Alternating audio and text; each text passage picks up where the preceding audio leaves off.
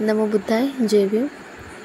आज 13 एप्रिल आहे. 13 एप्रिलचा व्हिडिओ आहे आज, पण हा अपलोड व्हायला थोडासा लेट होईल कारण काल 13 एप्रिलले म्हणजे कसं 14 एप्रिलचा काय आम्ही पुरणाच्या पोळ्या करत असतो. तर अगोदरल्या दिवशी ते पुरण करणं, आणखी मागले कामं होते कालचे 13 तारखेचे. त्याच्यावर फक्त व्हिडिओ शूट करून झाला होता, म्या एडिट केला नाही म्हणून तो आज एडिट करून राहिली. तर थोडा उशीर होईल अपलोड व्हायसाठी. तर म्हणजे पहिले सांगितलं बरं राहते कोणा दिवसाचा व्हिडिओ कोणा दिवसाचा नाही. तर अधूनमधून तुम्हाला फटाक्याचा आवाज येईल. तर ते कसं आता 14 एप्रिल आहे आजची. 14 एप्रिलच्या दिवशी मी एडिट करून राहिली. 13 एप्रिलचा व्हिडिओ मी 14 एप्रिलला एडिट करून राहिली. तर रात्रीचा टाईम आले म्हणजे वंदना झाली विहारात, तर फटाके फोडणं चालू आहे. तर त्याचाच आवाज चालू होता. तुम्हाला आला असेल आता आवाज, त्याचाच आवाज चालू होता.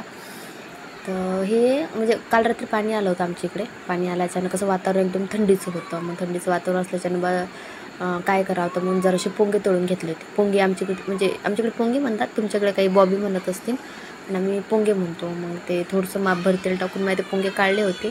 तर तेल उरलं होतं, तर त्याच तेलात मी भाजी केली. कांदा लसूण कांदा टाकला, मोहरी जिरं टाकलं आणि आलं लसणाची पेस्ट टाकली. म्हणजे आलं लसणाची पेस्ट कशी मी 3-4 दिवसासाठी पुरीन अशी एकच वेळा करून घेत असतो. त्याच्यात दुसरं काही नसते. कांदा लसूण अद्रक आणि सांबार एवढंच असते. तेवढं म्हणजे शुक्रवारचा बाजार असते, आठवडी बाजार. त्याच्यातून सांबार आणतात. तर मग तो जास्त दिवस राहत नाही सांबार, 2-4 दिवसात खराब होऊन जाते. म्हणून ते मसाला त्याच टायमाला काढून घ्यायला लागते. तर मग तो मसाला टाकला होता. टमाटर, हळद, मीठ, मिरची पावडर ते सगळं टाकून ते मिक्स केलं. तेल सुटेपर्यंत येऊ द्यायला. त्याच्यात थोडंसं पाणी टाकलं, कारण पाणी टाकल्यावर ते मसाले सगळे व्यवस्थित शिजून येतात, म्हणून मी थोडंसं पाणी टाकलं होतं. त्यात धने पावडर टाकली. आणि हा संदीप मसाला आहे, म्हणजे आमच्याकडे संदीप मसाला भेटते, एवढा मस्त आहे, चांगला आहे, स्वाद एकदम चांगला आहे. तर मग तो मसालाच टाकला होता म्यावर.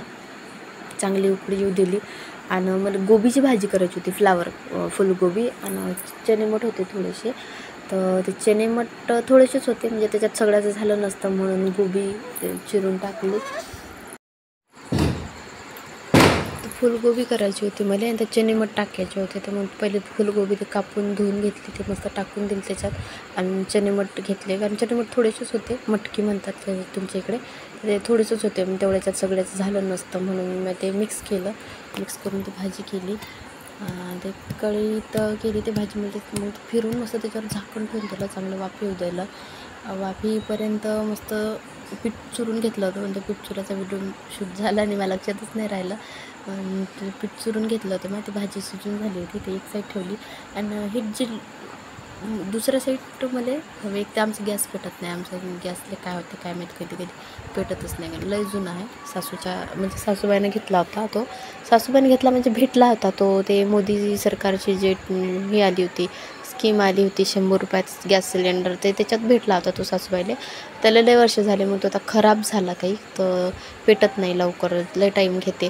आणि तुम्हाला जसं माहीत आहे की मला व्हिडिओ शूट करायसाठी माझ्यावर स्टँड नाही, तर गॅसच्यावर जे मी रॅक नाही ठेवेल, त्या रॅकवरच मी ते फोन ठेवून शूट करणं सुरू केलं होतं.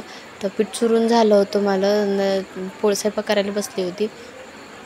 आमच्याकडे लहान पोळ्या करत नाहीत, म्हणजे कसं सगळ्याच इकडे लहान करतात. आता आमच्या इकडे कसं नाश्त्याला आम्हाला पोळ्याच असतात, जेवणातही पोळ्याच असतात, रात्रीच्या जेवणातही पोळ्याच असतात. तर मग कसं लहान पोळ्याचा खेळ आम्ही खेळत बसत नाही. त्याच्यावर मग मोठ्याच पोळ्या असतात. आणि कशा मोठ्या पोळ्या असल्या की भूक जाते, म्हणजे कसं नाही का, जुन्या माणसाचं जेवण जास्त असते म्हणतात.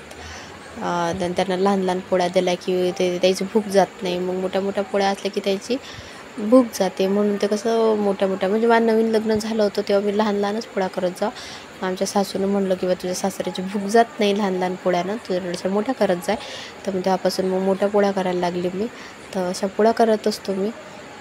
तर याच्यासोबत आमच्या सासूबाईने काल म्हणजे नाही का वावरातून चवीची भाजी आणली होती. तर त्याच्यासोबत चवीची भाजी करायची होती मला. त्यात आशूला आमच्या लय तहान लागली होती, रडत जाय.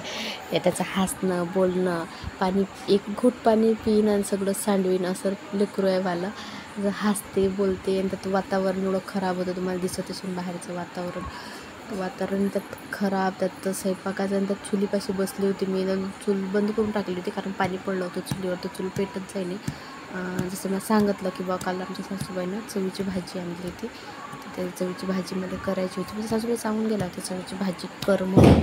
तर चवीची भाजी करणं काय म्हणजे पहिले येत जाई नाही मला. एक वेळा सासूनं सांगितली कशी करायला लागते, त्यापासून करणं शिकली. म्हणजे तव्यावर मी पहिले कांदा टाकला, हिरव्या मिरच्या 2-3 कापून टाकल्या, त्यात थोडंसं जिरं टाकलं, तेल टाकलं, नंतर थोडंसंच तेल टाकलं.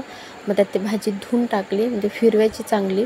फिरवली तर ते मस्त एकजीव होऊ दिली आणि त्याच्यानंतर झाकून ठेवलं.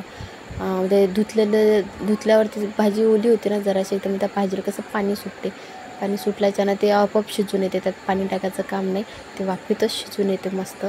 तर वाफेत मस्त शिजून झाली होती ते मस्त. त्याच्यावर मी झाकून ठेवलं होतं आणि वरून थोडंसं आणखीन तेल टाकलं होतं. वरून थोडंसं आणखीन तेल टाकल्यावर ते म्हणजे एकदम वेगळीच चव लागते त्याची. ती भाजी मी काही खात नाही, पण त्या दिवशी एवढी मस्त झाली होती की मी ती भाजी खाऊन घेतली होती. तर व्हिडिओ शूट करायला मला एवढा प्रॉब्लेम होत जाय की वरचा फोन खाली, खालचा फोन वर, आणखीन हाती घ्या, इकडे घ्या, तिकडे घ्या. शूट करायला मला लय भारी जाय. पण तरी तुमच्यासाठी एक व्हिडिओ घेऊन आली चवीची भाजीचा. कसा वाटला व्हिडिओ मला व्हिडिओ कसा वाटला नक्की सांगा. चॅनलला लाईक करा, चॅनलला सबस्क्राईब करा, लाईक करा.